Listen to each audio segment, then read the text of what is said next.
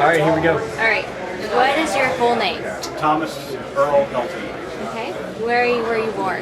Houston, Texas. So you've been here all your life? Born and raised, yes. What school did you go to? I'm sorry? What school did you go High to? school.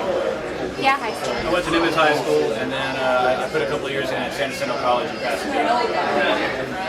Did you study jazz in school, or did you play? Not really. My teacher he only taught me how to play the instrument.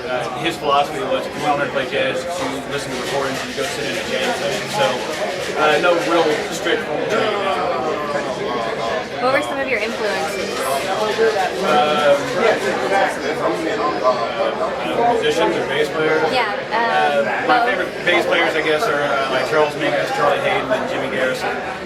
My ultimate hero, I guess, has always been John Coltrane, so I'll just let it stick to that. Of course, the greats, Miles and Cannonball and whatnot, but I was fortunate enough that in the early parts of my studies, I met Mr. Like Larry, and he really kind of kept me on the right path the whole time. So.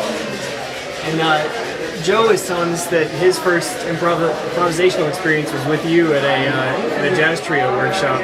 Is that something? Did you know Larry before that, or no? I met Joseph and Larry the exact same day, June 3rd, 1990.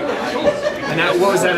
Was it a jazz workshop? It was a trio workshop in Pasadena at the San Jacinto College, and it was taught by Shelley Berg, who used to live here. He's now the dean of music in the University of Miami. And he had a rhythm section workshop where they spent an entire week outlining the important roles that the piano, bass, and drums take, and that's where I met Joseph and Larry. What was your first impression of Larry and Joe? Didn't know they were related. Okay. But just because they were so different, there was such different interaction. Yeah. Joseph and I had a common thread. He and I both liked heavy metal music, so we had that to talk about quite a bit. Cool. And I only met Larry that day, but I didn't really get to know him until later on that summer.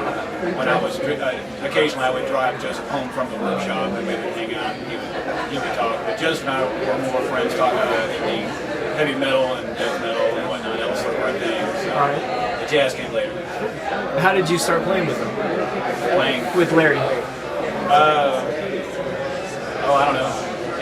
Just kept on practicing until he finally got up to real hard.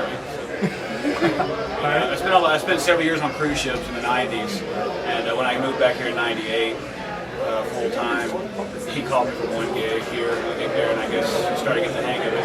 And then we ended up doing a steady brunch gig at Beer Paretti's, which formerly was on West Gray. It's not there anymore.